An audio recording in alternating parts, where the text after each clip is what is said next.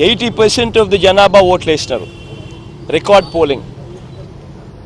80% జనాభా వెళ్ళి పోలింగ్ బూత్లో బటన్ నొక్కినారు.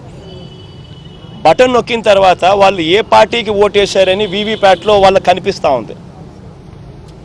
వాళ్ళకి వీవీప్యాట్లో వాళ్ళు వేసిన ఓటు, వీవీప్యాట్లో వాళ్ళకి కనిపించే ఓటు రెండు మ్యాచ్ అయ్యాయి కాబట్టి వాళ్ళు సాటిస్ఫై అయ్యి బూత్లో నుంచి బయటకు వచ్చారు. ఈ 80% మంది ఎవరైతే ఓటేశారో ఎవడు కంప్లైంట్ చేయలే. ఏ ఓటరు కూడా కంప్లైంట్ చేయలే. ఇప్పుడు నేనున్నాను, వెళ్ళి నేను ఫ్యాన్ గుర్తుకు నేను నొక్కిన తర్వాత వీవీప్యాట్లో నాకు సైకిల్ గుర్తు కనిపిస్తే నేను ఎందుకు గమ్మనుంటా?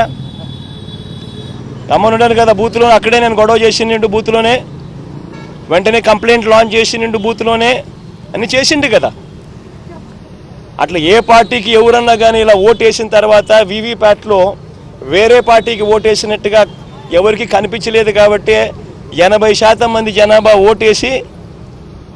ఓట్లేసిన ప్రతి ఒక్కరూ సాటిస్ఫై అయ్యి ఎటువంటి బూత్లో కానీ బూత్లో కంప్లైంట్ ఇవ్వడం కానీ పోలింగ్ ఆఫీసర్ దగ్గర కంప్లైంట్ ఇవ్వడం కానీ ఎటువంటి ఎక్కడ జరగల.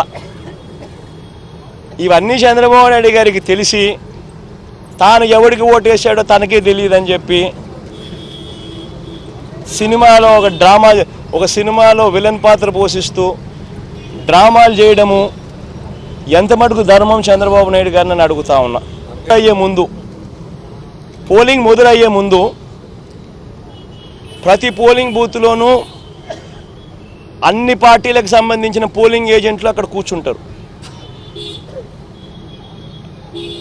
వాళ్ళందరూ కూర్చున్న తర్వాత ఈవీఎంలు వీళ్ళందరూ చెక్ చేస్తారు, వీళ్ళందరూ టెస్ట్ చేస్తారు. 50 ఓట్లు మాక్ పోలింగ్ చేస్తారు. 50 ఓట్లు మాక్ పోలింగ్ చేస్తారు ఈ పోలింగ్ ఏజెంట్స్. వాళ్ళు నొక్కిన గుర్తు వీప్యాట్లో వాళ్ళకు స్లిప్ ఏదైతే బయటకు వస్తుందో ఆ గుర్తు రెండు మ్యాచ్ అయినాయా లేదో చూసుకుంటారు. చూసుకున్న తర్వాత వీళ్ళు సంతకాలు పెడతారు. పోలింగ్ ఏజెంట్ సంతకాలు పెడతారు. మేము వెరిఫై చేసినాము, 50 ఓట్లు ఒక్కొక్కరు 50 ఓట్లు వెరిఫై చేసినాము, ఈవీఎంలు బాగా పనిచేస్తూ ఉన్నాయి అని సంతకాలు పెడతారు. ఆ సంతకాలు పెట్టిన తర్వాతనే జనరల్ ప్రజలకు పబ్లిక్కు ఓటింగ్ను పర్మిట్ చేస్తారు. ఓటింగ్ తర్వాతనే అవకాశం ఇస్తారు జనరల్ పబ్లిక్కు.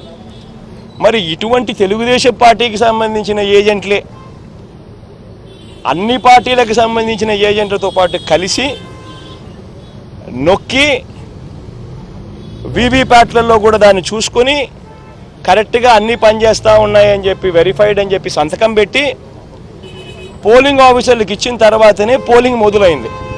మళ్ళీ ఏ రకంగా చంద్రబాబు నాయుడు గారు చెప్తారు ఈ రకంగా ఈవీఎంలు అది జరిగాయి, ఈవీఎంలు ఇది జరిగాయి, నేను ఎవరికి ఓటేసానో నాకు తెలియదు అని చెప్పి